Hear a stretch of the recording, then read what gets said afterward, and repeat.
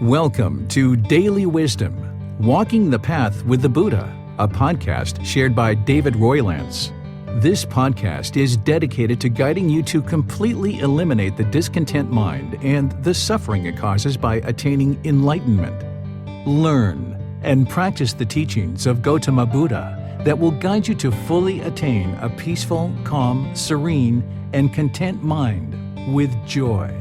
To support this podcast, visit patreon.com/support Buddha or visit buddhadailywisdom.com, where you will discover a full range of courses, retreats, and online learning resources to assist you on the path to enlightenment.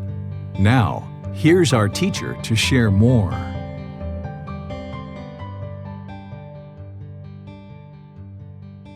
Sawadee Khap. Hello and welcome to Daily Wisdom, Walking the Path with the Buddha. Today we're going to be discussing cultivating healthy mind states or mental states. Essentially, we're going to be discussing what's called the Brahma-viharas. These are 4 mental states that need to be cultivated in the mind and practiced in daily life in order for one to progress and fully attain enlightenment. So we're going to be discussing those today and helping you to understand what they are and how to cultivate them and also how to practice them in daily life. So let's discuss these mental states called the Brahma-viharas. As we know, if you've been studying Gotama Buddha's teachings, the path that leads to enlightenment is the Eightfold Path. This is the 8 steps, starting with right view, going all the way through to right concentration. There are 8 individual steps that lead the mind through various trainings in order to reach enlightenment.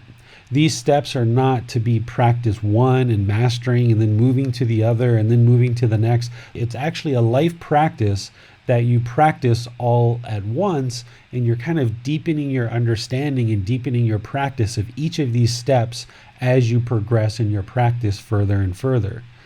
Almost all the Buddhist teachings plug into the Eightfold Path in one way or another. So whether it's the Four Noble Truths or the 5 precepts or some of the other teachings that the Buddha shares, they pretty much all plug into the Eightfold Path in one way or another, including meditation.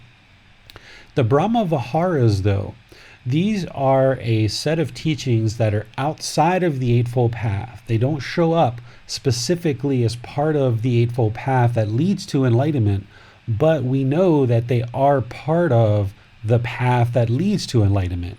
Without learning and practicing and understanding these, you wouldn't be able to attain enlightenment, and you would still be holding on to various qualities of the mind, certain unwholesome qualities, that if you don't eliminate them from the mind and cultivate these healthy mind states, then the mind wouldn't be enlightened. So even if you were practicing the Eightfold Path to perfection, but yet you weren't aware of these Brahma-viharas and you hadn't cultivated them enough, then the mind is still going to be experiencing problems or discontentedness. So it's important that we study these Brahma-viharas very closely and that you get a real good grasp of what they are, how to cultivate them, and how to practice them in daily life. It's part of chapter 13, and this is probably the shortest chapter in the entire book of developing a life practice, the path that leads to Nibbana. So as I talk here, I'll be sharing some content beyond what's actually in the book. So let's go ahead and dive in and discuss what the Brahma-viharas are. The Brahma-viharas are 4 mental states or 4 mind states. They need to be cultivated and practiced in daily life. The first one is loving kindness, and this is one that we've talked about in previous sessions of this group learning program as it relates to the poison of hatred or anger or ill will. So we've discussed it, and we've even talked about it as part of right speech, talking and speaking with a mind of loving kindness. And I've shared a little bit of content about loving kindness. What loving kindness is its active goodwill towards all beings without judgment. Okay? Active goodwill, a genuine interest in seeing others be well, a genuine interest in seeing others be peaceful. And not just the people that agree with you, not just your friends, not just the family, not just your coworkers, but this is all beings, everybody that you encounter, again, without judgment. And the reason why I've defined it here as active goodwill is because sometimes we might say, yeah, I love everybody, or yeah, I'm kind to everybody. And we might say that, but what you really need to look at is your practice. Because as we know, loving kindness is an antidote or a cure or a remedy for this poison of hatred or anger or ill will, which is where frustration and irritation and annoyance and these other feelings come out of. So we can easily say that, yeah, I love everybody, or yeah, I love everyone in the world. But it comes down to your practice, is how are you practicing? And are you doing that without judgment? When you're walking on the street, if you see someone who's homeless on the street, do you take a big, wide gesture away from them? Are you scared? Are you afraid just because they happen to be homeless? Is there judgment there that's causing the mind inside to maybe not feel so safe just because there's a homeless person here? Are there people in your life that you have hatred or anger or ill will or frustration or irritation towards? It's really important that you have active goodwill, an active interest in other beings being well, because one who's enlightened is going to have kindness and love and a genuine interest for others to be well for all beings, not just 99% of people, and there's these 3 or 4 people on the earth that you just feel like you have a lot of resentment for because of things that happened in the past. What loving kindness is about is having this active goodwill towards all beings, whether they're your friends, family, coworkers, strangers, people you've never met before, and not just human beings. This is all beings. This is animals as well. And this is any beings that you encounter. Some people encounter spiritual beings or entities, dark entities, light entities. Some people maybe have encountered aliens and they feel that, yes, aliens are 100% real and they exist. So this is all beings, getting in touch with having active goodwill towards all beings without judgment. One of the things that might be able to help you cultivate this is what the Buddha talked about in terms of beings in the various realms and our previous lives. Whether you understand the cycle of rebirth at this point or not, let's just go with the assumption that you know that the cycle of rebirth is true and 100% truth. And maybe you don't know that right now, but later in practice, as your practice evolves, you may end up coming across that truth and realizing that it is 100% truth. Well, one of the things that Gotama Buddha talked about is he said that it would be difficult, essentially impossible, to find a being that exists today that hasn't previously been your mother, your father, your brother, your sister, or some other relative. So essentially, when we were snakes, James was my sister and I was his sister. And when we were lizards, Max was my grandfather and I was his granddaughter. And Bill and I were brothers when we were monkeys or who knows what, right? Essentially, what the Buddha is saying is whether it's people that are in our life today or whether it's just some stranger that we pass on the street, or even if it's a cat or a stray dog, it would be impossible to find any living being that has not previously been one of our previous relatives. And if you understand that the earth has been in existence for 4.5 billion years, then you understand how we will have had multiple countless lives in the past.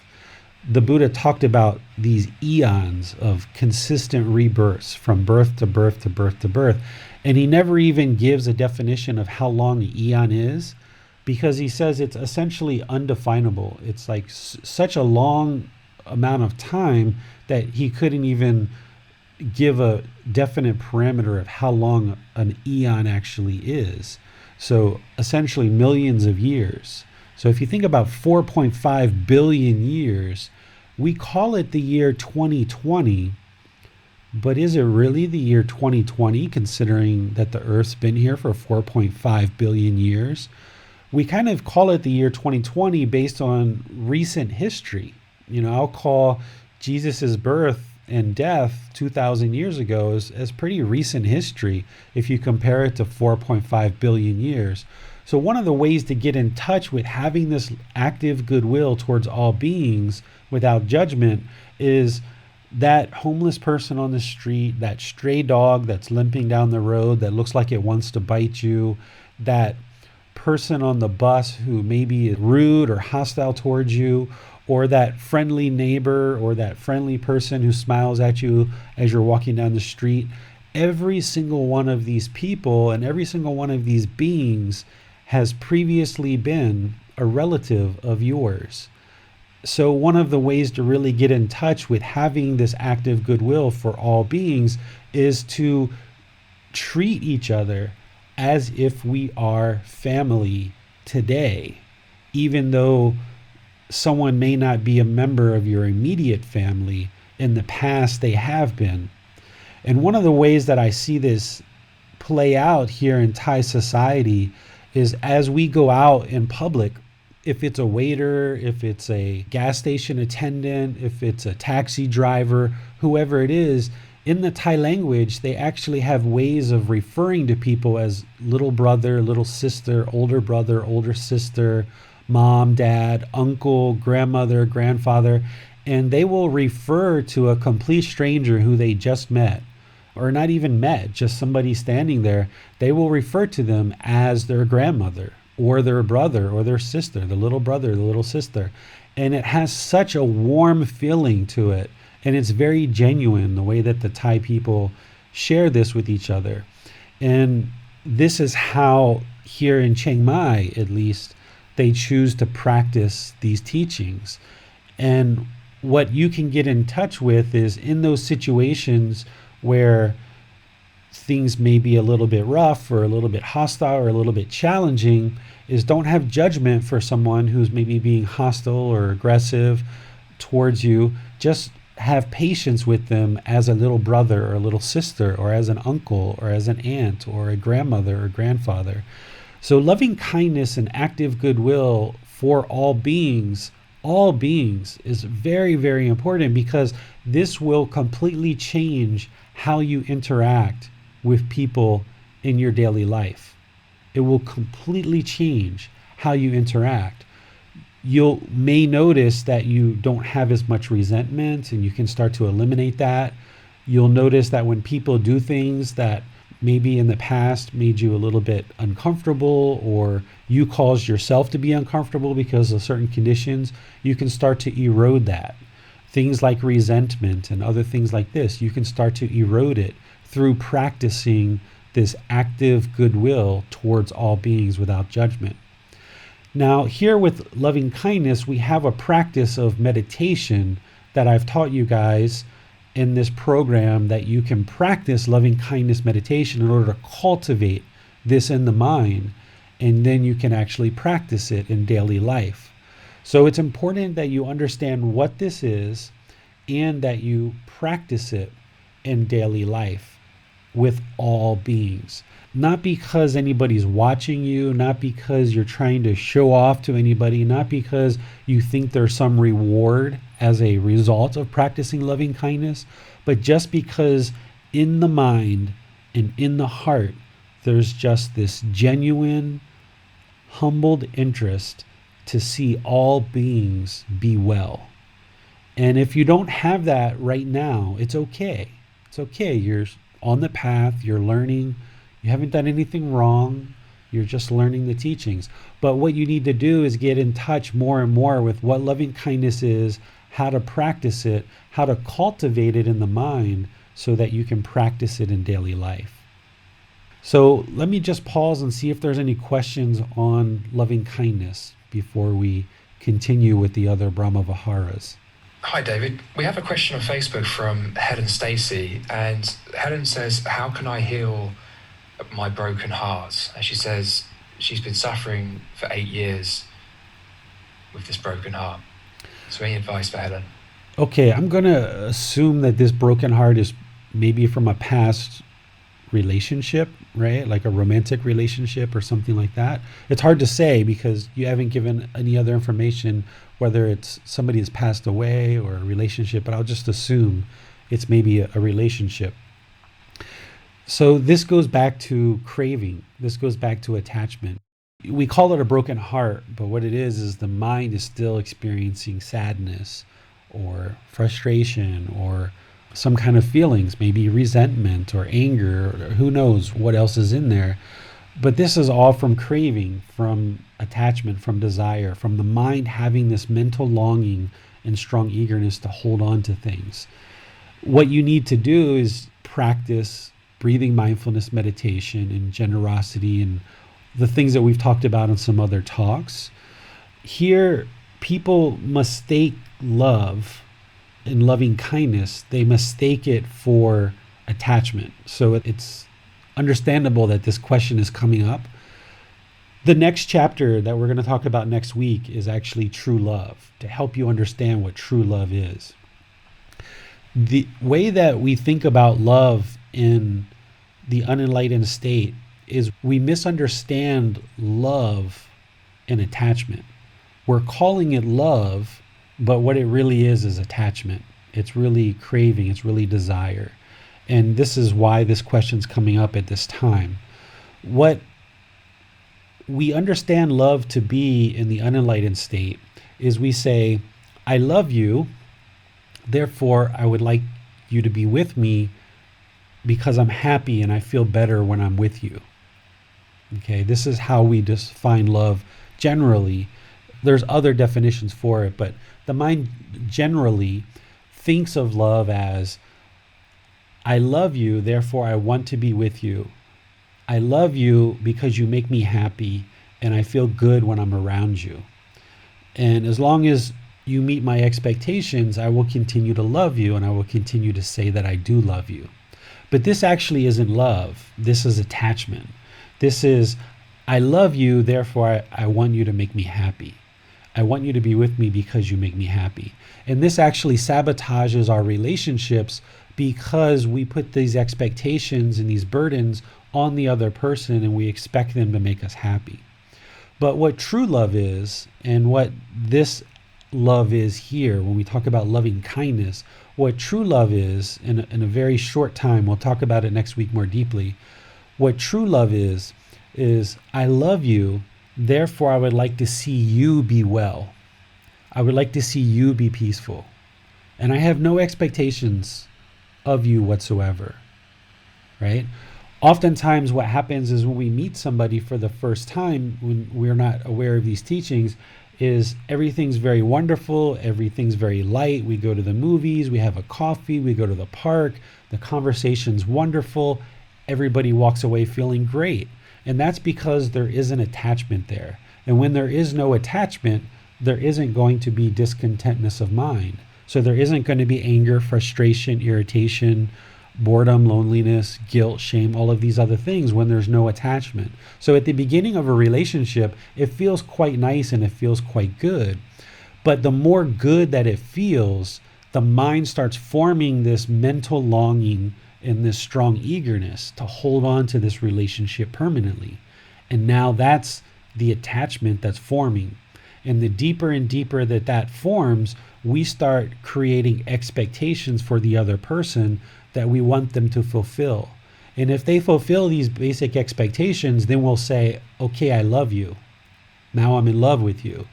And then what happens is our expectations start changing and we add all these expectations to the list, and no human being can possibly fulfill all of our cravings and all of our expectations that we have for the other person. And this ends up sabotaging the relationship. There's deeper and deeper attachment, probably on both sides, And then there's discontentedness because of the attachment. So we get the anger, the frustration, the sadness, and everything else. And the relationship oftentimes falls apart. And that's because we essentially have sabotaged the relationship because we don't understand love in the unenlightened state. And because of our misunderstanding of what love is, and we're misunderstanding love as attachment, then we essentially sabotage the relationship. So if you can start to understand what true love is, and we'll dive into this more next week, it's this genuine interest, this active goodwill towards all beings, that all beings are peaceful, all beings are well, and we have no expectation for the other person. We might call this unconditional love. There's no conditions on this love. It's available for everybody. And the beauty in this is that when you really truly understand what true love is and what loving kindness is you can love everybody. You can love every single being on this earth. You can love every being that was here before us, every being that's here now, and every being that's going to come after us. You can love everybody. Whereas if we define love as attachment and craving the way that the unenlightened mind wants to do, there's only a limited number of people that you can do that with. And that becomes very exhausting, very draining, and very troublesome. So I'm not really diving into how to eliminate this attachment that you're having that's causing this pain, because we've covered that in some other discussions. But one of the biggest challenges that you're having here is that you're misunderstanding love. You're misunderstanding this love, this pain. And a lot of people associate painful feelings with love, and because we misunderstand it and we don't know how to love without attachment. But the more you understand how to do that, you can actually have very loving, very fruitful, very warm relationships with not only a life partner, if you choose to have a life partner, but with all beings. You can have this active goodwill, this genuine interest for all beings to be well and be peaceful. Because if you have true love for someone, you don't love them and then fall out of love with them, right? That's what we tend to say in the unenlightened state. We say, okay, now I'm in love with you. And we love them as long as they're meeting our expectations. And then when they stop meeting our expectations, we say, okay, I don't love you anymore. But if it's true love, if it's unconditional love, if it's the kind of love that we're talking about here with loving kindness, then you love people that you haven't even met before, and you love them regardless of what they do or what they say or how they do things, and you just always have a genuine interest for all beings to be well. This is what true love is, and also what loving kindness is. Thanks, David. Really helpful answer. No more questions at this time. Okay, so what you need to do with loving kindness is get in touch with what it is, cultivate it through meditation, and practice it in daily life towards all beings without judgment. And we've discussed this in some of our other talks about how this will work to erode hatred, anger, ill will, frustration, irritation, annoyance, some of these type of things, some of these feelings. So this particular Brahma-vihara is very, very important, is loving kindness. They're all important. But this particular one, we have some very active things that we can do, right? Now let's move on to the second one, which is compassion. Compassion is a concern for others' misfortune, right? Sometimes, perhaps depending on how you're practicing, we don't have concern for others' misfortune, right? The opposite of compassion might be selfishness, right? Being selfish, right? And if we have true compassion, that means when others have misfortune, we have a genuine concern for their misfortune. It doesn't mean that we have the carpet pulled out from under our feet and we go around and try to save every single person, but it means that when we see unfortunate things happen to people, when we see people having misfortune arise in their life, we have a genuine concern, and we have concern for others' misfortune. We can't physically go out and fix every single situation that people are in, and everybody's experiencing their own karma, but we can have a genuine concern for others' misfortune. If we were kind of mischievous, if we were kind of being sarcastic, or if we were kind of taking joy and seeing or being happy and seeing unfortunate things happen to other people, this is kind of like a mind that doesn't have compassion.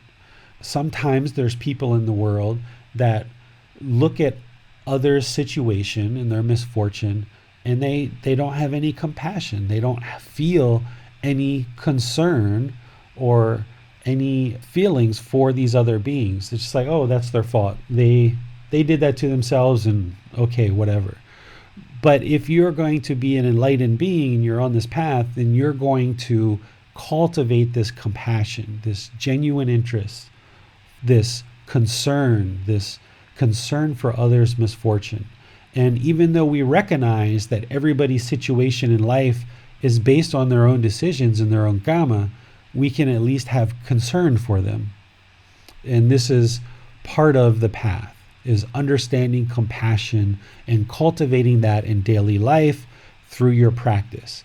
There's no actual meditation for this, but the more that you get in touch with what I talked about previously, about how all beings that exist in the world have previously been our mother, our father, our brother, our sister, or some other relative, then it becomes easier and easier to have concern for others' misfortune and compassion for all beings. The next one is sympathetic joy. You'll sometimes hear people refer to this as empathetic joy. What sympathetic joy is it's a feeling of joy for other success, even if you didn't contribute to it.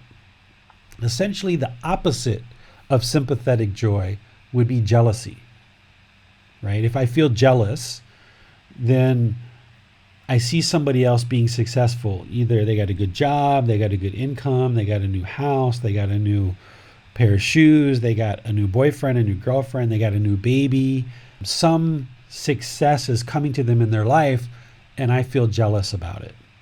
Or I'm helping this person and I'm trying to provide them maybe some guidance if they've asked me for guidance, but they've achieved success without my contribution.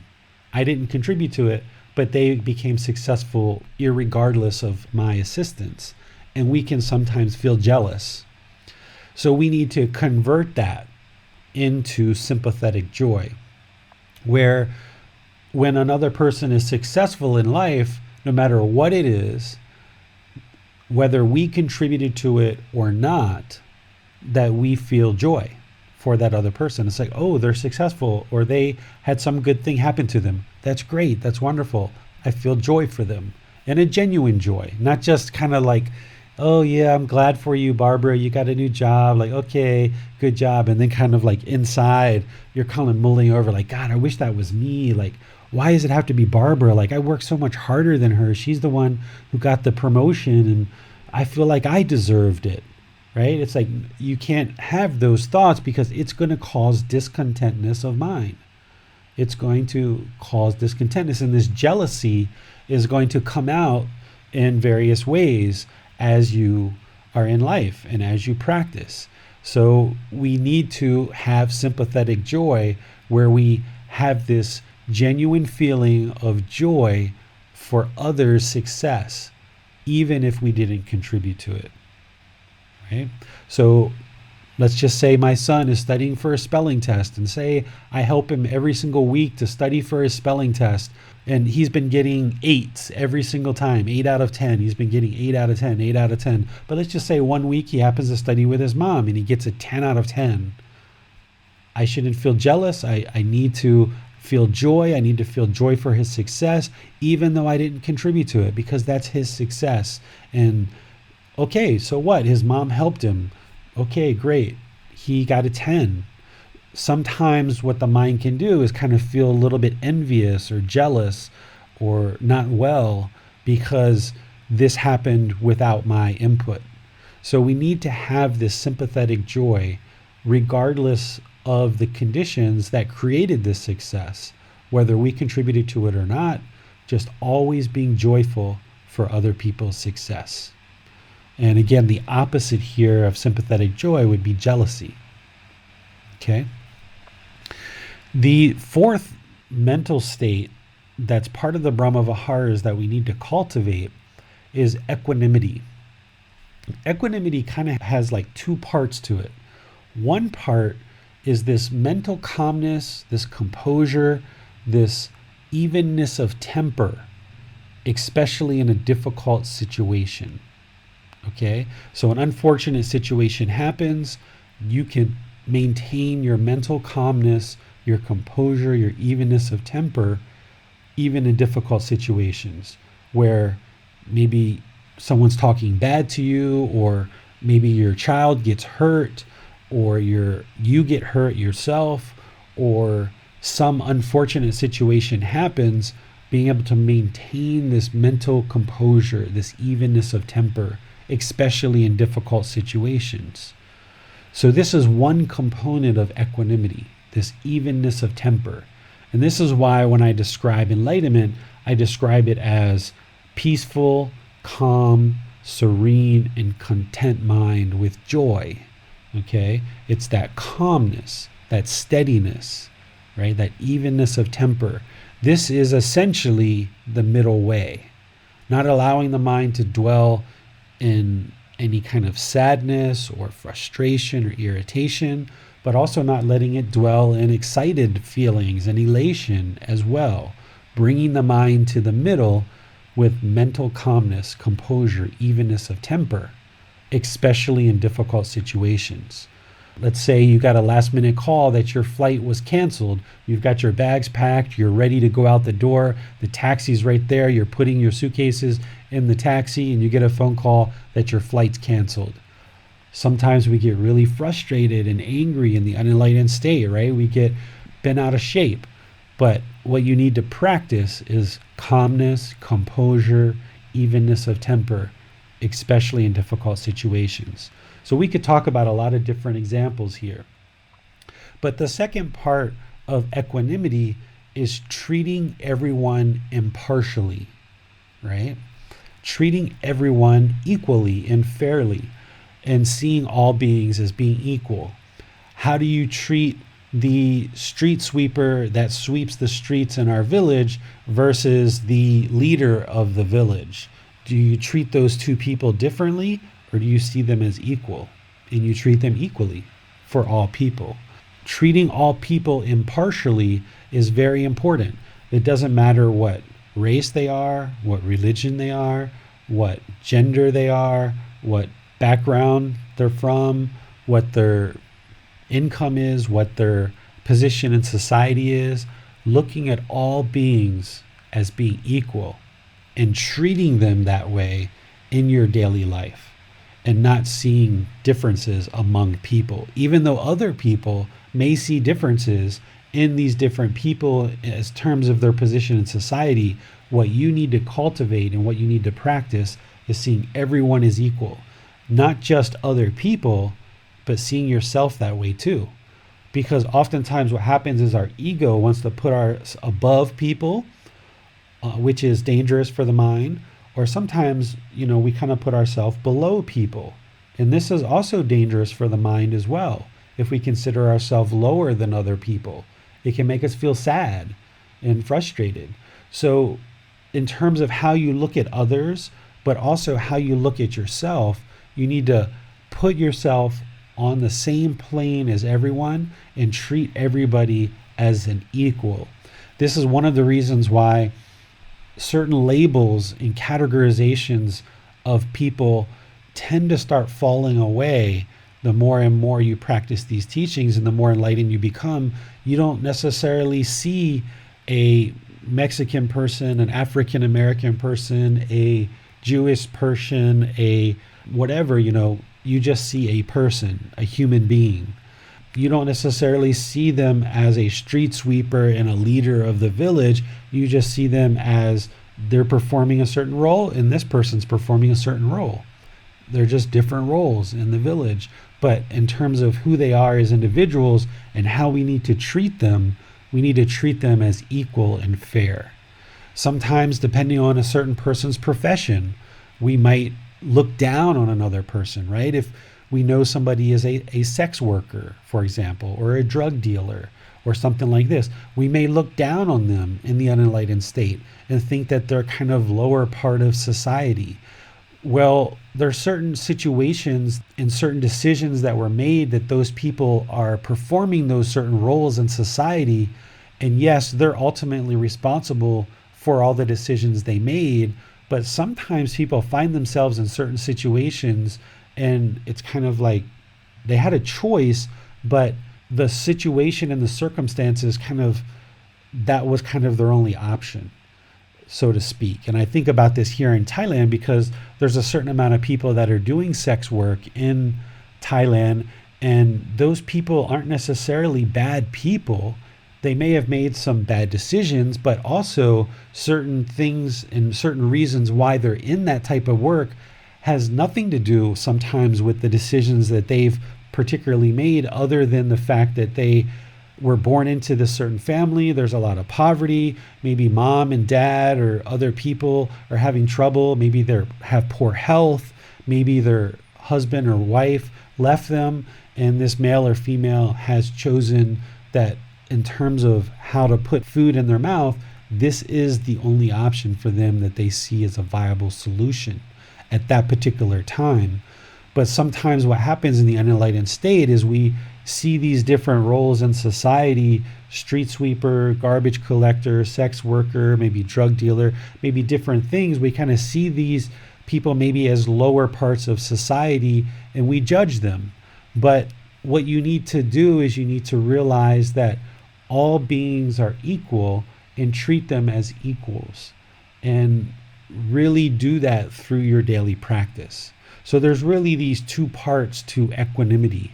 One is this mental calmness and composure, evenness of temper, but then equanimity, meaning equal, is treating all beings equally. And even taking this as far as when I'm with my son and there's other children with us, treating my son and other children exactly the same way, right? And doing that easily without thinking about it. It just is the way that it happens, is seeing all beings as equal. It doesn't mean we would treat our children one way and everybody else's children some other way, but we would see everybody as equal and equal in society, and do that through our speech and our actions, treating all beings equally. So this is equanimity. The opposite of equanimity would be kind of like a person who is uncalm, right? Like someone's mind who gets shaken up very easily, very quickly, kind of disjointed or unstable. And also the opposite of the second aspect is somebody who views people as different levels of society, and I'm going to treat this person one way and I'm going to treat this person another way. Some people treat people in high positions really well and treat people in low positions not well. And then conversely, you've got people who look at people in low positions and treat them very well, and people who are in high positions, they have kind of resentment or anger for them, jealousy, and they treat those people badly. But what we have to do is we have to bring all beings to a level playing field and treat all beings equally. This is really important as part of your practice to attain enlightenment. Questions on any of these 4 Brahma-viharas?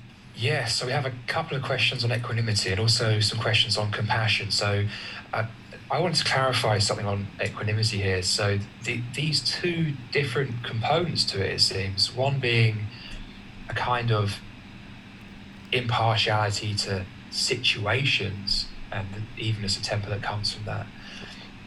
And I suppose with that I would lump in this lack of a tendency to chase after things, but at the same time not to be troubled by unpleasant things.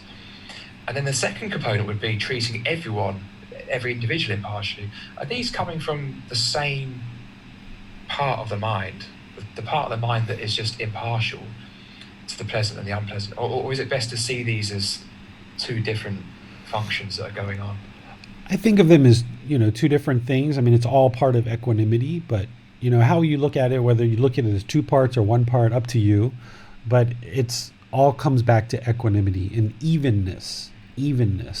So one is evenness of temper, and another one is evenness in terms of how you treat people and treating people impartially and fairly. Right. Mm-hmm. Right. I've sometimes heard the word equanimity described in relation to meditation itself as being a result of meditation, deep meditation. I don't know if that's part of the same thing we're discussing here. Certainly when you meditate, you tend to bring the mind, with breathing mindfulness meditation, you tend to bring the mind to the middle, right? Because that's essentially what equanimity is bringing the mind to the middle. Back to chapter 6, when we talked about the middle way, is bringing the mind to the middle and then maintaining that in your daily life. An example of something that happened to me a few months ago, I had a family with me, students with me, and we went with my son and their children to a rollerblading place. And my son took a really bad spill, and he wasn't wearing a helmet, and he took a really hard hit, and they came and got me and said, "Hey, your son is laying on the floor, like he's not getting up." And I just calmly stood up and walked over there and said, "Hi, Bailan, what's going on? Did you fall down?" And he's like, "Yeah, I did, and I can't get up. My head really hurts, Dad." So we just kind of calmly talked about the situation, and then eventually when we got out to the car, it was obvious that his head was hurting pretty bad, and after I dropped off this family, he started vomiting. Okay, this is probably a concussion, and I took him to the hospital and got him checked out. Now, in that situation, being able to maintain equanimity, or this mental calmness and composure, this evenness of temper, especially in a difficult situation, it's really beneficial. Because what could have happened in that situation is, if I wasn't practicing equanimity, I could have gotten, "Oh my God, my son fell down, he's vomiting. Oh my God, where do I go?" And I could have gotten really hectic in my driving, and we might have actually gotten a car accident and made the situation worse. Or when we got to the hospital, I might have been kind of been out of shape and not been able to explain to the nurses and the doctors of what happened, and maybe he wouldn't have gotten the care because they didn't have the information that they needed to really look at the situation in the best way. So where you benefit here by practicing equanimity is by maintaining your mental calmness and composure, especially in difficult situations. You're able to handle that situation very well. Whether it's an example like this, where my son fell down and had a concussion and needed to go to the hospital, or even in a situation where, say, you're in a business environment and you're standing up and you're giving a presentation, and maybe somebody takes exception with what you're presenting in business and starts kind of being hostile with you. If you allow the mind to become uncalm and you lose your composure, then you're not able to perform in that situation to the best of your ability and have the best impact or the best result. So by learning how to practice equanimity in your personal life and in your professional life, you'll see that you'll be able to make better decisions and you'll be able to create better results for yourself, whether that's in a personal setting or a professional setting. And by treating all people fairly and impartially, you'll find that people will be more helpful and they'll kind of rally around you as you need help. If you're looking at all people as equal and you're not looking down on people, then all people will be there to help you. And conversely, is if you don't look at yourself as below others and you look at yourself as equal with everybody, then you'll be more readily able to talk to other people who you maybe now consider them above you, and maybe you get kind of shy or you get hesitant or you can't really put a few words together when you're talking to this person because you view them as so high and above you. If you look at everybody as equals, then now you're just having a conversation with another person who's an equal, and you're not kind of viewing people as above or below you. And you'll find that your decisions and your speech and your actions will be more conducive to healthy relationships, both personally and professionally. Got it. Thanks, David. Okay, so we have a question from Amina, also on equanimity. Amina asks, what about if we can stay composed in a situation, but then later on we actually feel bad? So for example, when Amina has lunch with her in-laws, after 18 years of knowing them, they still put her down for not eating meat when they're all together. Amina says, I'm calm in the moment and I am kind with them, but often after the meal, I have feelings about it. I guess wishing they would understand. So I am composed in the situation, but I want to work on being free of having hurt feelings afterwards, as it is a pattern that after 2 decades seems to continue on their part. And I have explained why I choose to be vegetarian. Okay, there's 2 different things going on here. It's great that she's practicing equanimity during the moment, right? Because that's a difficult situation. You would like to have your in-laws understand you and appreciate you and have a good open relationship. So that's a good genuine interest to have. So practicing equanimity, where you're practicing the mental calmness and composure, evenness of temper, especially in a difficult situation, it sounds like you've got that one. But what's happening is later, your attachment, your craving, your desire to have this pleasing relationship that's always pleasant with your in-laws is what's causing the frustration or irritation or whatever feelings that are coming up afterwards. So you're practicing equanimity, it sounds like, because when they ask you, why aren't you eating meat? You're not blowing up and being, what are you talking about eating meat? Why do you always keep doing this to me? Like, I've told you 18 years now, I don't eat meat, right? Like, that would be the opposite of equanimity, right? So it sounds like you're maintaining your equanimity, but what's happening is your attachment, expecting and craving for your in-laws to recognize what's going on and understand that and practice in a certain way. That's what's causing the mind to be discontent afterwards. So you're practicing equanimity, it sounds like, but it's the attachment and the craving that's causing the mind to be discontent. I feel like equanimity comes hand in hand with mindfulness. And so when we happen to be very, very mindful, it can sometimes feel like both the pleasant and the unpleasant are just like they're just slipping away. You know, it comes in, it goes out. It comes in, it goes out. It's just not even, there's just no time even for the mind to attach to either. Do you consider them as quite closely related? Mindfulness is awareness of mind, right? Having awareness of the mind and knowing the condition of the mind at every moment. Equanimity is different. Equanimity is a practice of calmness and composure and evenness of temper. And this says especially in difficult situations, because let's use Amina, since she's given her example and everybody knows what that is. Let's just say Amina goes to lunch tomorrow with her in-laws, and all of a sudden when they sit down, they're just like, Amina, I'm so happy you don't eat meat, and I love the fact that you don't eat meat, right? Amina's mind could, oh my God, are you serious? Like, that's so great. I love the fact that you're doing that. Oh, wow. Like, the mind can get really excited in the pleasant feelings because of this craving and this desire. The pleasant feelings can really come in strongly. And conversely, if she sits down with them again and they once again start talking about the meat, the mind could be angry or frustrated.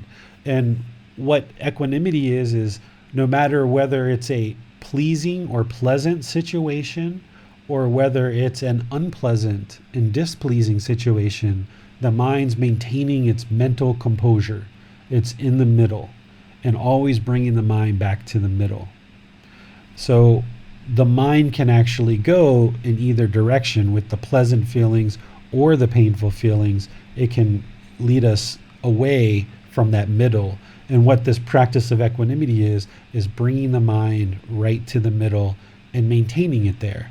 And you're probably not being able to do that 24 hours, 7 days a week now, but the goal is now that you're aware of equanimity, is just always bringing the mind back. And the more and more that you do that, and the more comfortable you get with the mind being in the middle, the more easily you will be able to do that. Right now, maybe it's not easy. But the more you practice it, the more you understand it, it'll get easier and easier to bring the mind to the middle and keep it there. But equanimity and mindfulness are two different things, Max. You need to have mindfulness, awareness of mind, in order to practice equanimity. Because if you didn't have awareness of mind, you wouldn't be able to practice equanimity, because you wouldn't even know where the mind is. You wouldn't know whether it's happy, whether it's sad, whether it's joyful, whether it's pleasant, no matter where it is. If you didn't have mindfulness, you wouldn't even be able to get to equanimity. So that's why mindfulness is one of the major steps on the Eightfold Path, is developing that awareness of mind, because it's a precursor to pretty much everything else. Got it. Thanks. Makes sense. Yes. Okay. So I suggest we move into some questions on compassion now. We have a question from Marcia on Zoom. Marcia asks, I have extreme compassion for the plight of animals, and I get so sickened by the cruelty to animals. This upsets and worries me for days. How can I deal with these feelings? Okay, this is a good topic. I was hoping somebody would have questions along this line. So as you're learning and practicing this path, what's going to happen is this loving kindness, this compassion, these other things are going to start rising up more and more. And as they do, and there's still craving, there's still desire, there's still attachment, there's still this mental longing with a strong eagerness, what can happen is the mind now craves for all of these animals to be taken care of really well. And when you see that animals aren't being taken care of well, the mind can be sad, frustrated, discontent. And that's coming from the craving, the desire, the attachments. And this is why I talk about the Buddhist teachings aren't necessarily about what's right or wrong, because it's a really good, nice quality of mind to have compassion for all animals and have a genuine concern for the misfortune of animals. But where you run into problems is when that compassion comes up so highly, when there's still craving there, and this desire, this attachment, this mental longing with a strong eagerness, now the mind wants this really good thing. The mind wants everybody to be compassionate, and it expects everybody to be compassionate. Now the mind becomes discontent because of that. So with all of these things, this is why I feel that equanimity is at the end here, is that with loving kindness and compassion, you need to bring it into the middle. You need to bring it into the middle. You need to maintain this concern for the misfortune of the animals, but you can't have so much concern with craving that it's going to cause the mind to be discontent. So you have to bring that to the middle. Got it. And in fact, before the class today, we were talking with Bill, and Bill asked about how to show appropriate compassion. And I think often, especially recently with the virus, we see a lot of really effusive compassion, a lot of feeling sorry for each other and this kind of thing. So can you maybe talk a bit about when compassion can go too far, if it can go too far, and maybe fall into the territory of actually doing more harm than good? Yeah, one of the things that I see with these loving kindness and compassion is oftentimes, because of our Western culture, we're oftentimes taught to put other people first.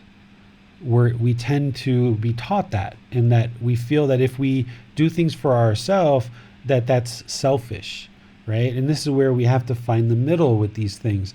Because what can oftentimes happen that I see is, as people are learning the Buddhist teachings, and you're learning about what's causing the discontent mind, you're learning about the Eightfold Path, the Four Noble Truths, the Five Precepts, all of these things, the loving kindness and compassion is going up. The more you understand the Buddhist teachings, the more you're going to see how discontent the world is. You're going to see how much misery there really is in the world, and how much discontentness there is. And the loving kindness and compassion can be rising up more and more and more. And one of the feelings that sometimes comes up is we want to kind of run out and help a lot of other people. And we sometimes put ourselves on the back burner. And this is one of the problems that can happen when there's too much loving kindness and too much compassion, is we feel like we just want to help everybody else, rather than focusing where we're really going to get the most benefit, which is focusing on yourself first. This is not selfish to focus on yourself first. And this is why in loving kindness meditation, we always cultivate loving kindness for ourselves first. So you have to have loving kindness for yourself first, and you have to have compassion for yourself first, and work on your own practice and realize that if you're not working to your own betterment, if you're not working to evolve your own mind, then you can't do anything good for anybody else. So you have to work on your own self first. You have to develop loving kindness and compassion for yourself. And then when it's appropriate and people ask questions and people are interested to maybe understand why your life is improving so much, then you can share with them. So where loving kindness and compassion oftentimes goes wrong is we feel like we want to run out and help everybody else, when in reality they don't want help. They may even say they want help, but then when you start talking, you start sharing, they pretty much cut it off, because what you're sharing with them is so opposite of what they've learned in the past that they just have no interest in really a true, genuine interest in talking and having conversation and truly understanding what it is you have to share with them. And you have to recognize that. If you have awareness of mind and you see that someone else is kind of resistant, then there's no sense of trying to push through that wall. You know, you can offer little suggestions here and there, but if you get resistance, it doesn't matter how much loving kindness and compassion you have. It doesn't matter how enlightened you are and how much you see that other people are suffering or having discontentness of mind, and you have the solutions and you have the answers to their problems. It doesn't matter how much you know you have the answers to their problems. If that person isn't interested and open to a discussion and learning, there's nothing you're going to be able to help this person and benefit them. So sometimes what can happen is there's so much loving kindness and compassion that people start pushing and being forceful with others. And even, I know Amina has a child and our children are almost the same age. Sometimes we see our children headed for a bad situation and we know it's going to turn out badly. And because of our loving kindness and because of our compassion, we don't want to see this other person be harmed based on their own decisions. And we can see it clear as day, but they can't. And even if we try to probably provide them some advice and guidance to make sure this bad event doesn't happen, they're not interested in it. And in some situations, it's better to just let them experience the bad situation. Sometimes it's better to let them touch the hot stove so they realize it's hot and they don't ever touch it again. Because it doesn't matter how much you sit there and tell them that it's a hot stove, don't touch it, they're eventually going to touch it and they have to feel the heat. But with loving kindness and compassion, sometimes there's so much there, we're not in the middle, that we try to stand in the way, and our craving, our longing, our desires, our strong eagerness tends to make it difficult for us to practice it by being in the middle. Our loving kindness and compassion comes up so strong that sometimes we step in the way and we try to block something bad from happening to somebody. And because of our craving, our strong longing, our eagerness in the unenlightened state, we try to block people because we don't want bad things to happen to them. But in reality, that causes conflict and discontentedness, when in fact, sometimes the most loving, kind, and compassionate thing you can do is just get out of the way and let them touch the hot stove. And then they got it. And that's sometimes the most loving and compassionate thing you can do. Now, of course, if my son's going to step in the middle of the street and get hit by a car, of course, I'm going to grab his hand and pull him back. But there are certain things in life where we tend to try to shelter people. And one of the things that we have to understand, that part of loving kindness and compassion is letting all people make their own decisions in life and not trying to influence or persuade or force somebody to do something that we think is going to be good for their life. We need to allow all beings to have free will and to make their own choices and just allow it to be. That's sometimes the most loving, kind, and compassionate thing you could ever do for somebody, and then let them learn based on the decisions that they're making. Say if someone was coming to you with a problem, as I know they do frequently in your case, David, and how would you approach the commiseration? Would you suggest commiserating at all, or just being very equanimous? Yeah, I mean, you have to practice equanimity, because if I commiserate, if I kind of come to where they are and I'm like, oh, I'm so sorry, that's really bad, I'm sorry that happened to you, oh, I wish that wouldn't have happened. Now, my craving, my longing, this strong eagerness is kind of going down into their level where they're at, and therefore I can't bring them out of that, right? Like if they're down into some dark moments, if I go down there with them, it doesn't serve them or me any good.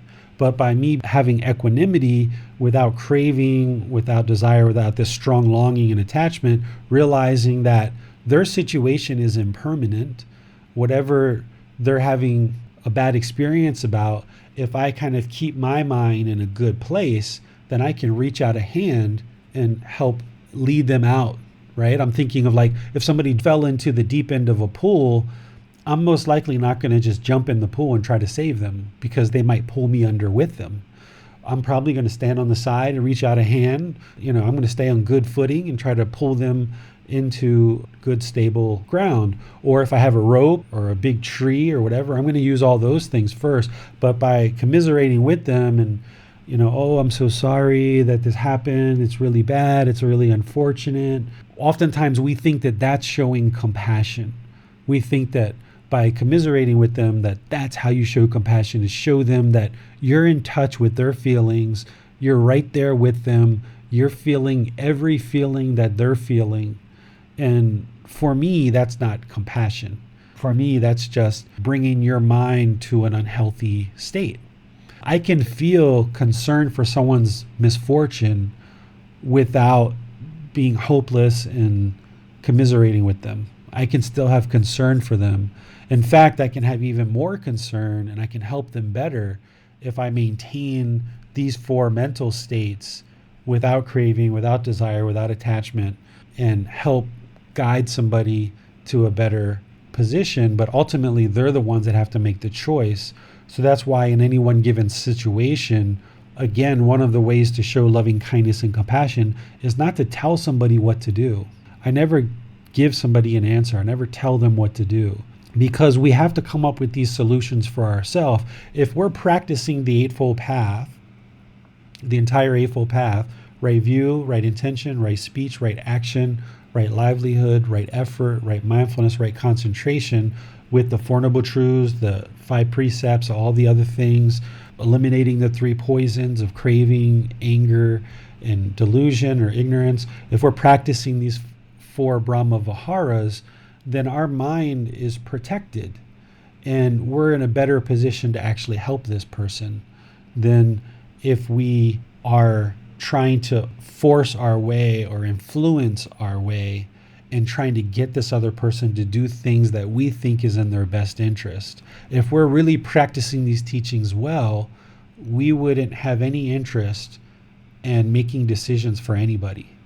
Because if I make a decision for you, Max, and I try to force you to, or influence you to make the decision based on what I think is good for you, then when you make that decision, if it turns out good or bad, it's really a decision that came from me, and you made the decision, you did what I said. But if it turns out bad, that's karma that you're experiencing based on my forcefulness. You have to have the freedom to make all the decisions in your own life yourself and experience the good and the bad. And based on those decisions that you make, if good things happen for you, then you'll see that, you'll learn from that, you'll realize that you made some good decisions, and that will make you more wise and more intelligent, and it will help you to continue to make those good decisions. And conversely, if you make decisions that lead to bad results, then you'll learn that too. But if I give you a decision and you implement it, you haven't really learned anything. It's kind of like, you can catch a fish and feed a person for a day, or you can teach them how to fish, and then they can feed themselves for the rest of their life. Just an analogy. I don't recommend going out and fishing, but if you want to, you can. It's up to you. But just an analogy. So the goal of practice when you're trying to have loving kindness and compassion for people is not to give them the answer and try to influence and force them to do what you think is right for them, but to share some guidance with them, share some suggestions with them, and then allow them to find what might work for them. And this happened with Bill. As he has his hand up, this happened with Bill right before class. He said, David, how would you show somebody care and concern when they have some unfortunate event happen to them? And the first thing I said is, well, how would you do it, Bill? And then he came up with a solution. He came up with an idea of what he would do. And I was like, yeah, that sounds good.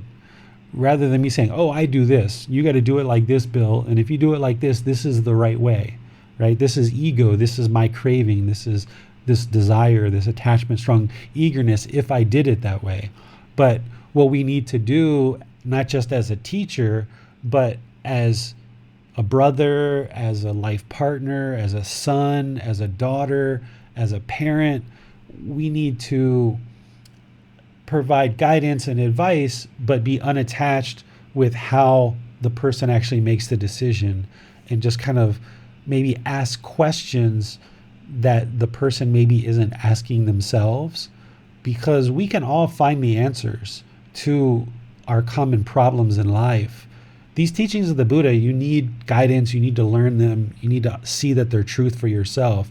But once you learn these and you're practicing the Eightfold Path and you're practicing these 4 mental states of the Brahma-viharas, you will find the answers in life. That's why the Buddha never said, if your husband cheats on you, do this. If your boss steals money from you, do this, right? He never gave that kind of guidance. He's always teaching how to train the mind so that each person can come up with their own decisions of how they choose to implement these teachings in their daily life.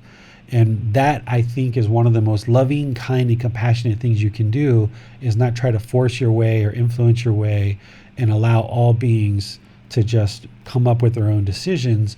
And if somebody asks you for help, provide it to them, but don't try to force it or impress it on them. Yes, okay. Great. Well, I suggest we go to Bill, who has his hand up, and then we'll go to Uma on Facebook. So, Bill, I'm going to unmute you, and over to you. Thank you. So I think this falls under compassion. I had a situation happen today, as is happening all around the world, with people not having access to their job anymore. There's a lot of food, hungry people. And so I know this couple that own a restaurant around the corner from where I live.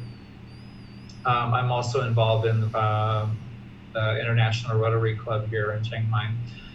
So we were looking at programs that were helping to feed people who needed food. And I was very, very pleased to find out that the restaurant around the corner, Kitchen 7, the couple that owned the restaurant were spending their own, struggling themselves, and then still finding a way to do a Sunday afternoon feeding for 100 people. And so our Rotary Club has been reimbursing them for the expenses. And Kratai, the lady of the couple that owns the restaurant, she asked me if I would come today and help out. And I was glad to do that. But I was, and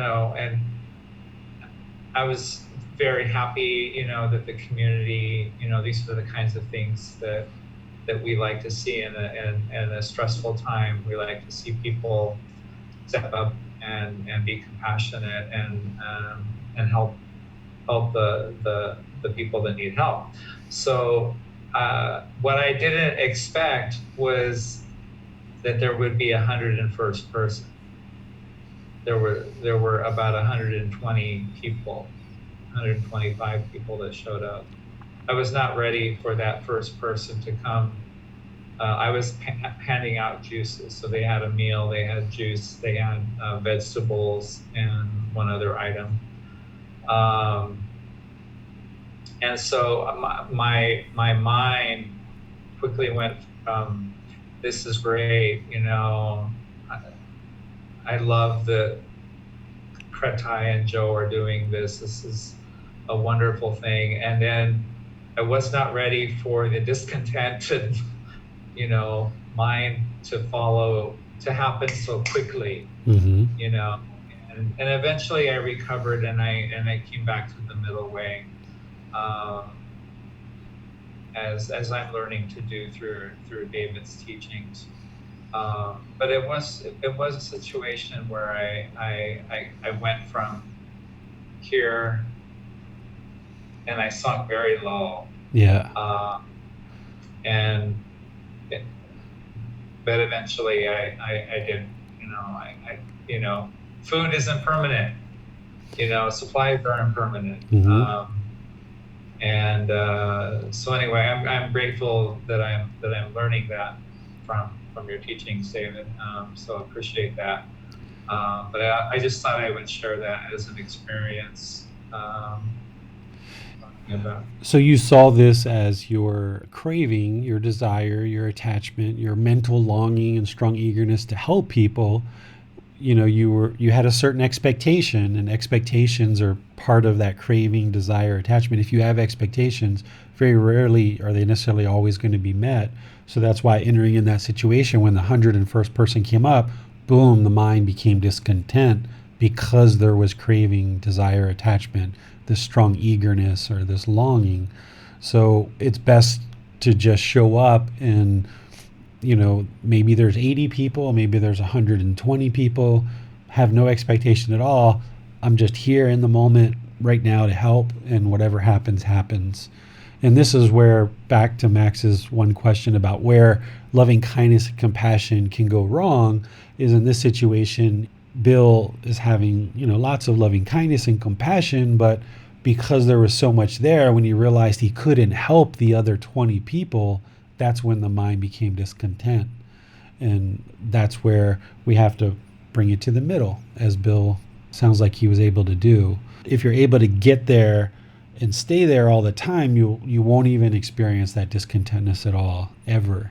But you have to go through enough of these situations where you observe it and you see it, and you realize that your expectation, your craving, your desire, your attachment is what caused that discontentness, and not feel guilty and not feel shameful and not feel like you did anything wrong, but you just recognize it. Wow, the Buddhist teachings are real. Look at this. My mind's frustrated. My mind's discontent when I'm just standing here trying to help people.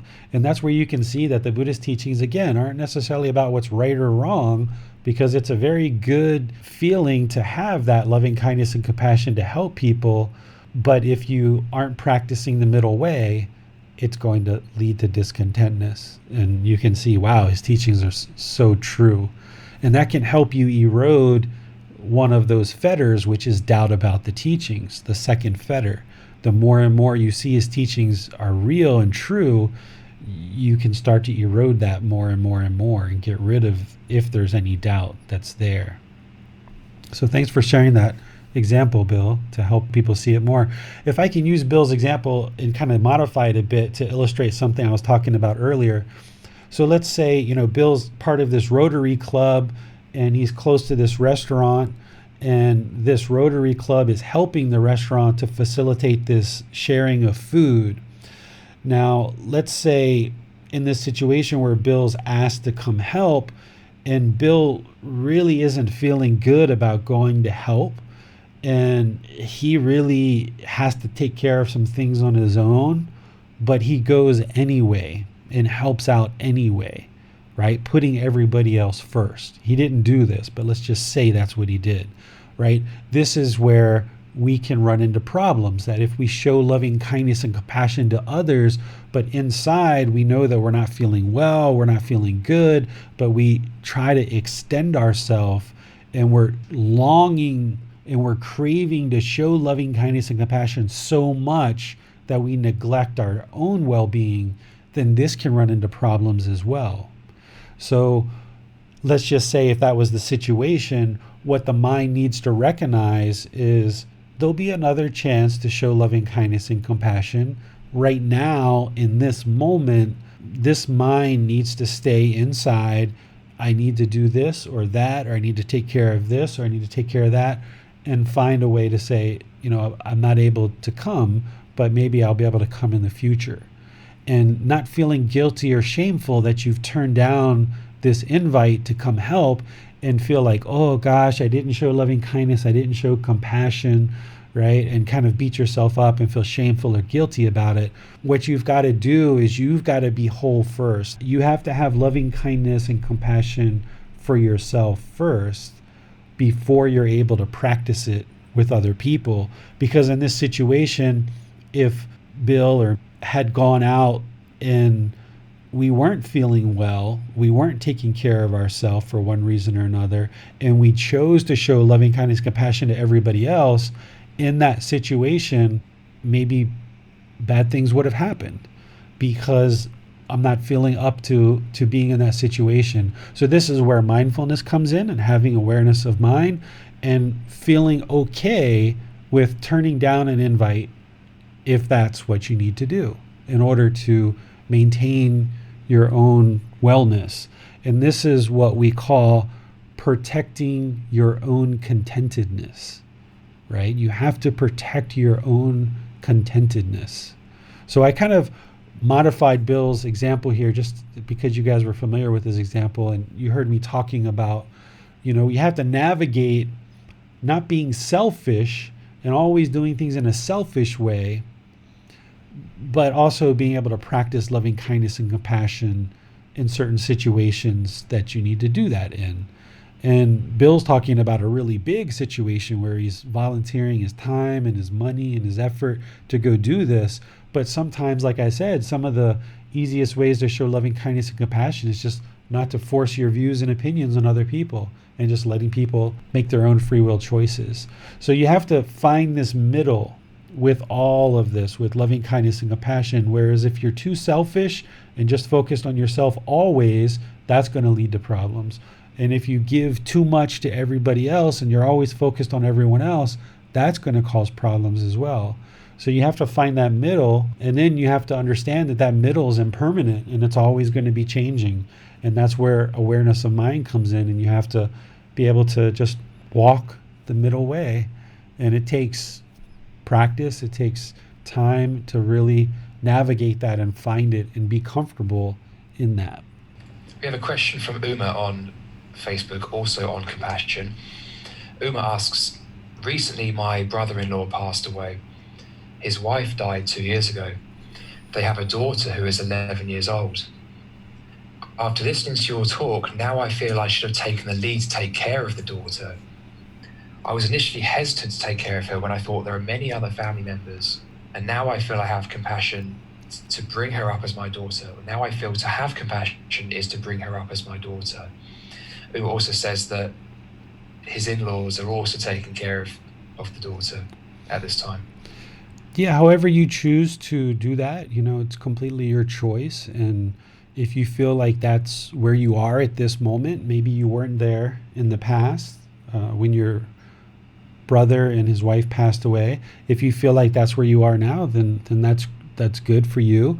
But if you're not there, then that's okay too, because if you need to take care of yourself, the immediate people around you, and you don't have the ability and the capacity to take on helping somebody else, then that's okay, right? Loving kindness and compassion doesn't mean that we have to help every single person in every situation. It's not even always about necessarily helping other people. It doesn't mean we have to run out and save the world. That's not what loving kindness and compassion is. It's nice to hear that you feel that you are able to help your niece here, it sounds like, and if that's what you choose to do, that's great. But don't feel that this loving kindness and compassion means that we have to go out and save the world and fix every wrong. That's not what loving kindness and compassion necessarily is. It's finding that middle where you have loving kindness and compassion for yourself, but then also for every being around you. And it doesn't always mean that you have the ability to either take the time, effort, or use the financial resources to help somebody in a given situation. Sometimes having loving kindness and compassion is you see somebody sitting on the side of the road that has no money and isn't able to feed themselves, and you just smile at them. That can be an act of loving kindness and compassion too. Some of the things that we're talking about are big acts of loving kindness and compassion, where Bill's going to help people that aren't able to afford food, where Uma's interested in taking care of her niece whose parents have passed away. These are big, decisions that we need to make in life, and taking the time to think them through and making sure that this is the best decision for our life and for the other people around us, that's okay. But don't feel like these four mental states, particularly loving kindness and compassion, means we have to go out and make a bunch of decisions to right all these wrongs and fix all these situations. We have a question from James on Zoom. James asks, if we see a person not on the path continually making decisions leading to suffering, is the most compassionate, skillful way to respond simply through the example of our own practice? There's lots of different answers, right? Like, this is where I talk about there's always 10 million right answers, and there's maybe like 1 million wrong answers. If that's the way that, James, you choose to practice in this situation, yeah, that's great. Having your own practice and practicing in your own way, that's wonderful. And that's a right answer. And there's 9,900,099 more right answers, and that's where I think the Buddha did us all a really good service, that instead of telling us what to do in every situation with this big decision tree, he taught certain qualities of mind that we need to eliminate and certain qualities of mind to cultivate. And having done that, and in the process of doing that, you will figure out what's the right answers in any given situation. And what you just said sounds like a perfectly good answer to me.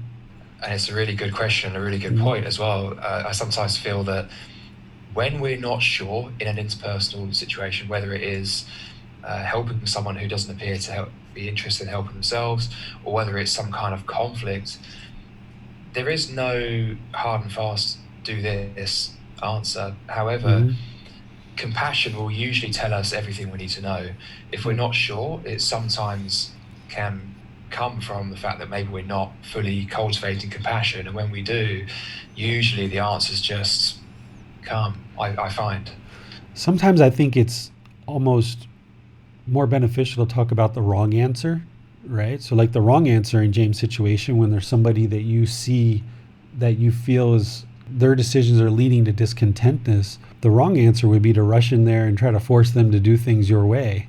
Because what we perceive as they're headed for bad times might be exactly what they need to learn all the lessons that they've been missing for the last 5 or 10 years. So the wrong answer would be to rush in there, try to fix the situation and feel like we have the answers. That would be kind of responding with ego and craving.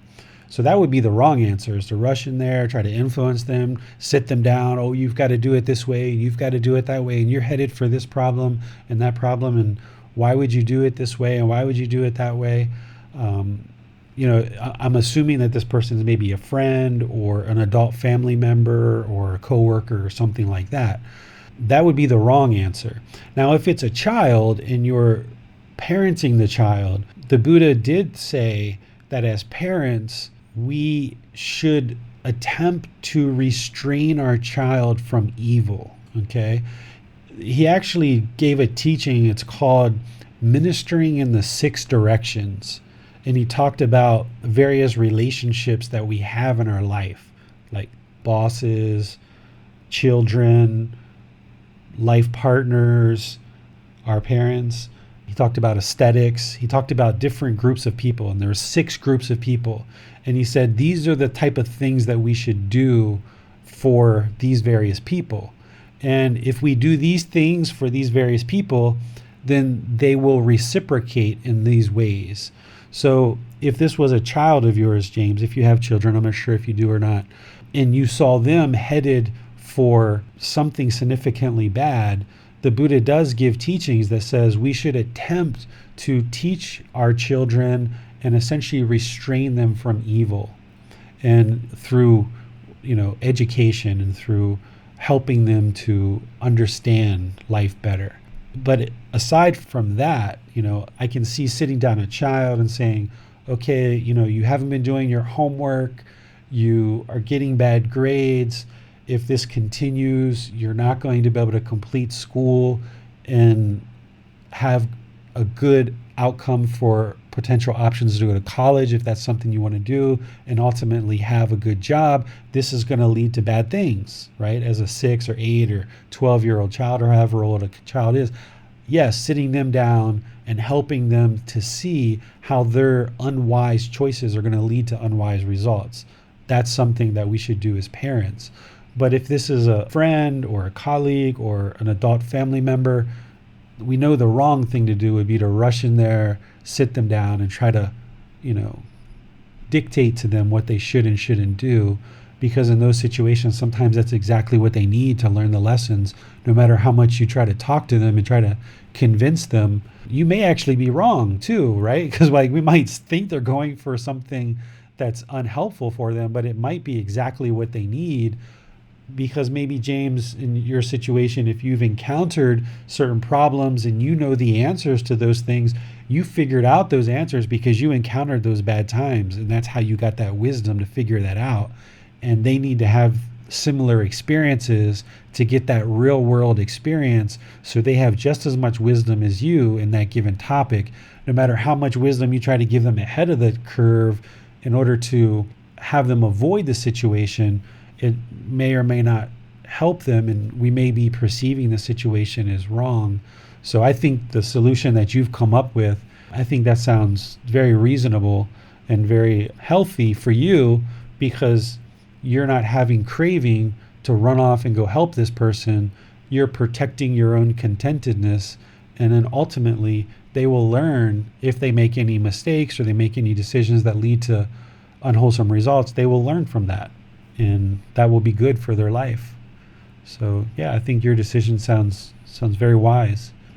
Yeah, it can be difficult, as you're learning the teachings and you see people close to you that are making decisions that may not, that are going to lead to suffering. So there can be an inclination to, interject, but I know based on teachings that's not exactly the wise decision. So yeah, I was just looking for, kind of clarification about that.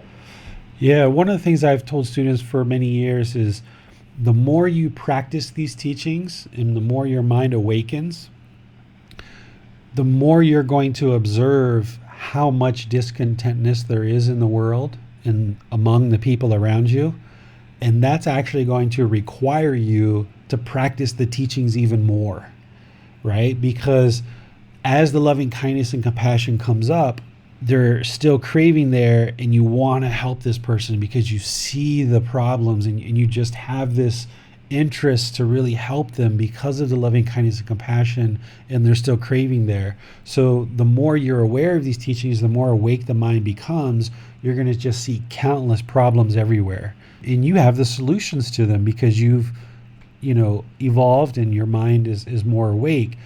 But the more awake you become, the more problems you're going to see, and you don't have enough time in your day to help all of these different situations. And those people aren't necessarily receptive to you anyway. So the more problems that you see, the more you're going to have to practice these teachings to eliminate that craving, eliminate that desire, attachment, and bring the mind to the middle with loving kindness and compassion, right? So yeah, the more you practice, the more you're going to need to practice, because you're going to become so aware of the problems. One of the things the Buddha talks about in the jhanas is he talks about fretting about the world. He says that we need to eliminate our fretting about the world. It's like our complaining about the world, or our worry about the world.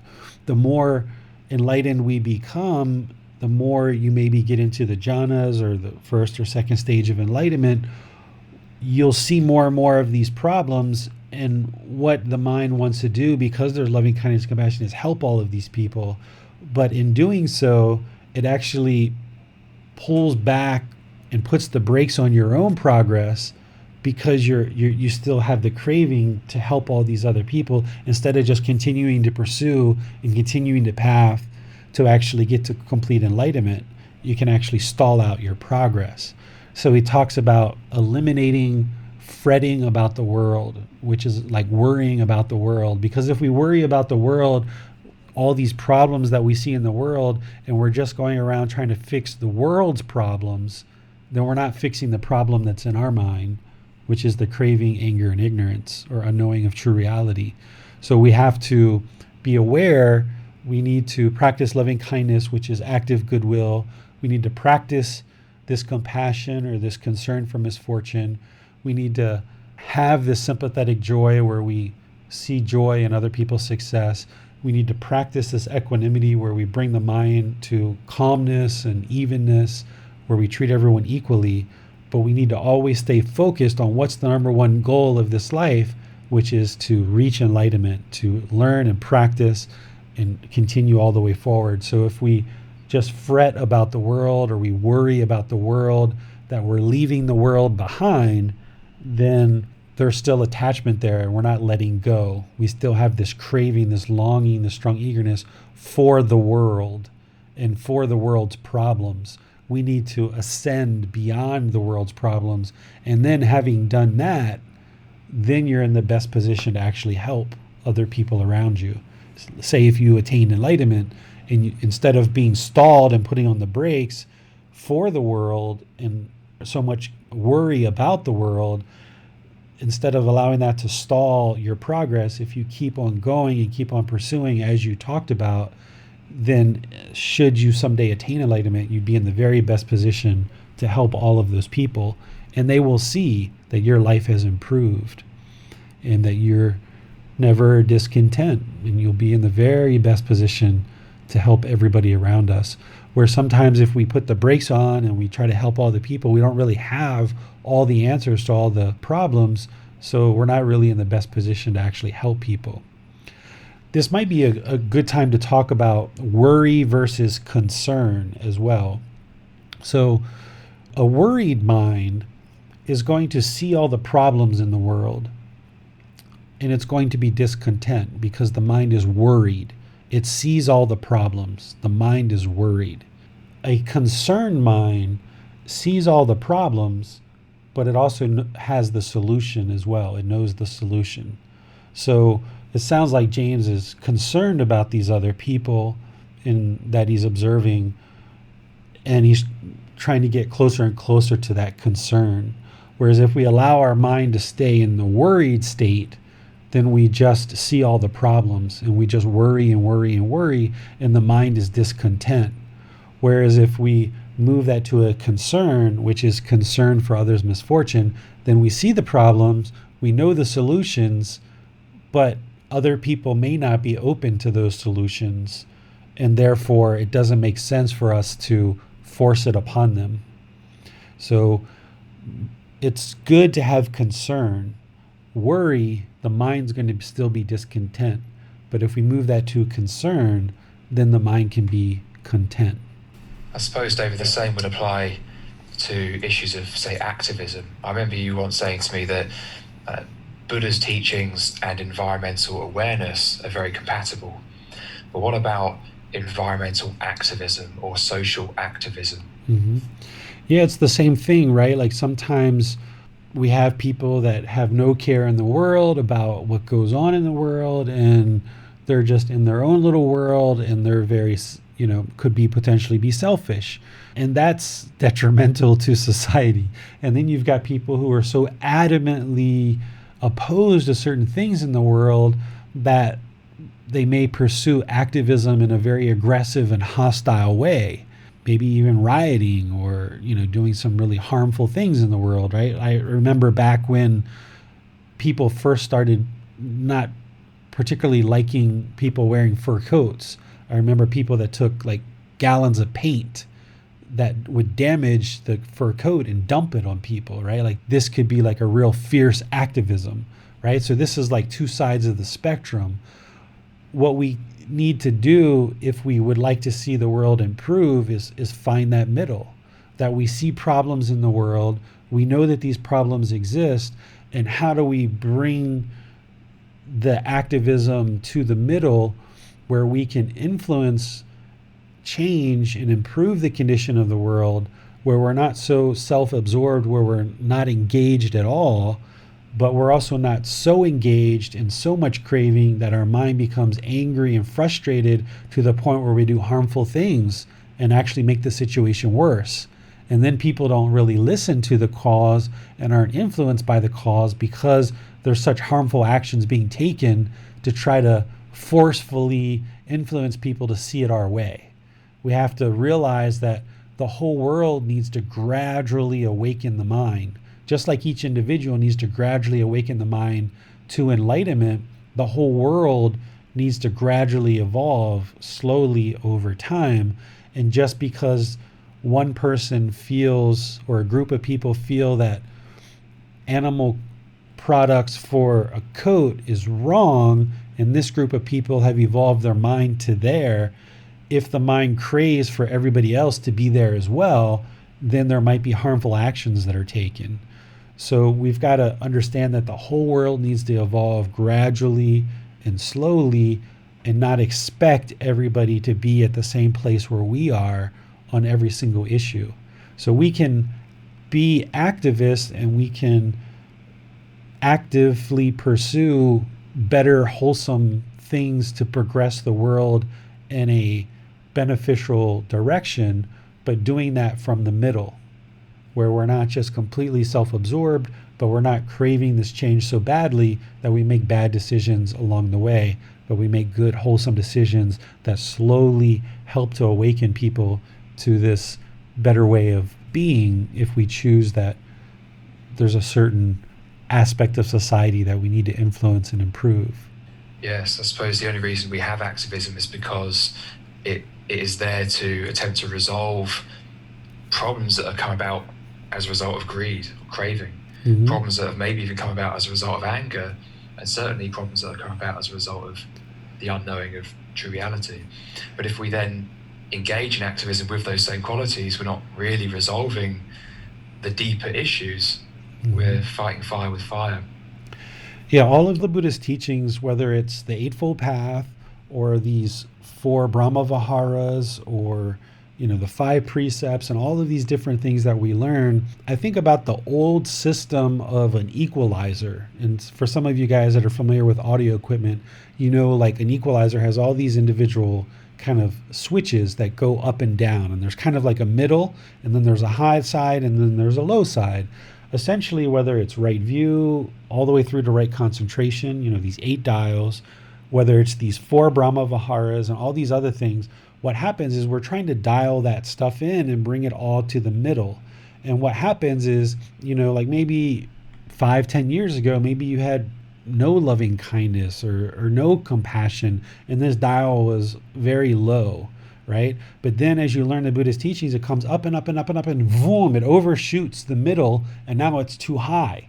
And now you've got to bring it down a little bit lower, and now it overshoots the middle again, and it goes too low, and you're kind of refining and bringing to the middle right view, right intention, right speech, right action, right livelihood, right effort, right mindfulness, right concentration, loving kindness, compassion, sympathetic joy, equanimity, the 5 precepts, all of these things.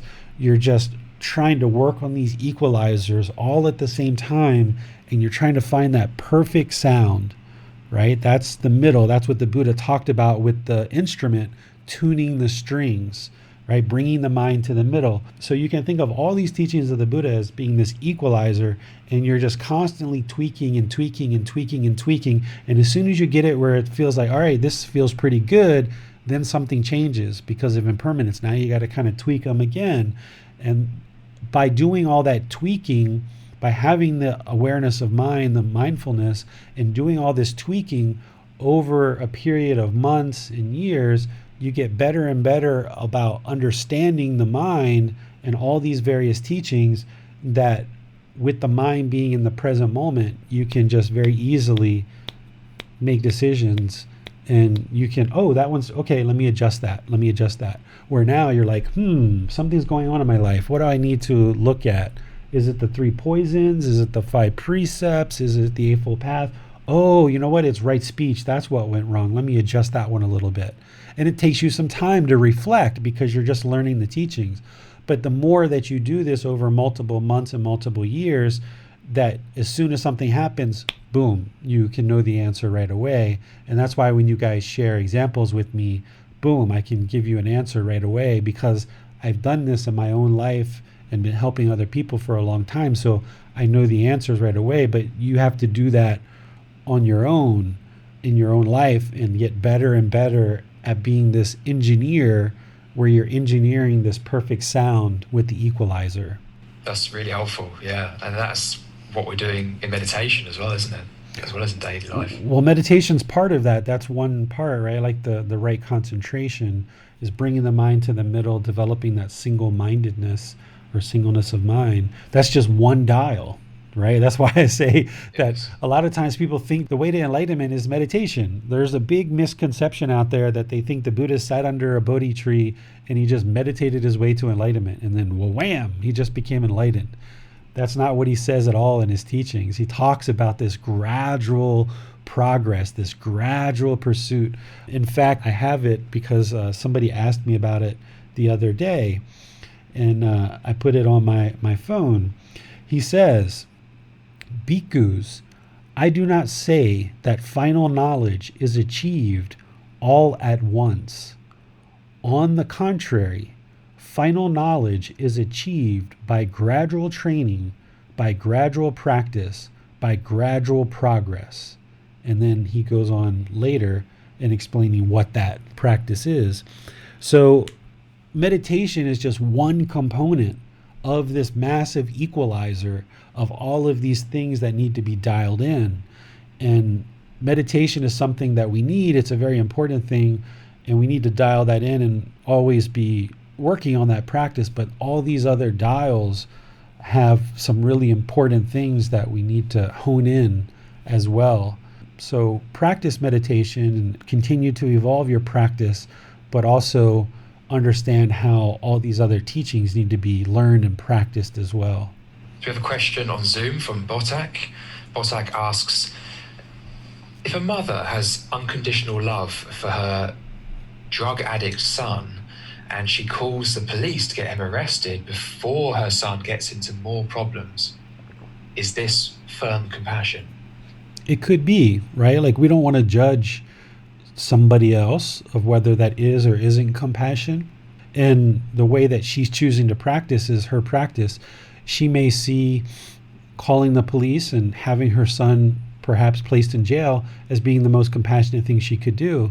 Maybe she sees it as her son being on the street. Perhaps he could get an overdose, he could get murdered, he could get robbed, he could get beat up, he could continue his addiction and get worse and worse and worse and ultimately have lots of problems. So I'm not here to judge whether that is or isn't compassion, but if that's what the mother feels is in the best interest for her son, then okay, that's her choice. I remember when I was growing up and I was getting in trouble as a juvenile, I remember going to the police station several times. You guys don't know this about me, but I was a pretty bad little boy. And my mom, she never came to the police station and got me. My uncle, who was older than me, he always got bailed out by my grandparents, and it led to all kinds of problems in his life. But my parents always said, you get in trouble, you got to get yourself out. And that was probably some of the best decisions that they ever made for me in their own life. And at one time I got in really bad trouble, and I didn't know it until 2 or 3 years later. But my mom, I was actually on probation as a juvenile, believe it or not. And my mom had actually talked to my probation officer and asked them to put me away in a group home. And she said, I can't handle him anymore and he needs to go away somewhere. And I didn't know it until 2 or 3 or 4 years later. But that experience of going away for 10 months to a group home, like a boys' place where I got a lot of training and learning and development. It was absolutely the best thing that ever happened for me my entire life. And that was one, from my decisions of getting into trouble, but two, my mom talking in the background to people that could actually make decisions to put me in those situations. So I wouldn't judge whether this mom is either compassionate or uncompassionate. I think all parents make the decisions that are in the best interest of their children. And I don't think we should try to judge whether she's being compassionate or uncompassionate, because it could probably be viewed in both ways. And we're not really in the best position to say one way or the other. And it doesn't really benefit us, and it doesn't benefit them for us to try to judge. So we should just eliminate that interest or desire to judge another person's decisions. Okay, we have no more questions. Okay. So what you can do from this point is read this chapter. It's a very short chapter, and it just essentially makes you aware of these Brahma-viharas in very short order, and just explains them very clear and very concisely, and says, hey, you need to practice these. Hopefully what you can see is by cultivating these healthy mental states of loving kindness, compassion, sympathetic joy, and equanimity, what you're essentially doing is reverting the opposites, right? So if the mind is selfish or self-absorbed, by practicing loving kindness and compassion, you're essentially antidoting that selfishness. If your mind is jealous, right, you're antidoting that with sympathetic joy. If your mind is hectic and uncalm, you're antidoting that with equanimity. Or if you're looking at yourself as either above or below others, or you're judging other people, then by practicing equanimity, you're eliminating that judgment, and you're viewing all beings as equal, and you're practicing bringing the mind to the middle. So essentially what you need to do in order to sometimes see what loving kindness, compassion, sympathetic joy, and equanimity are, is see the opposites, is see that we can sometimes have resentment, we can have hatred, we can have anger, we can have frustration. The antidote to that is loving kindness. We can be selfish, we can be self-absorbed. The antidote to that is compassion. We can be jealous. The antidote to that is sympathetic joy. And then we can be hectic and uncalm and have a very scattered mind. The antidote is equanimity. Or we can judge other people, putting ourselves below or above, which is detrimental to our practice. So antidoting that with equanimity. So continue to learn these four mental states.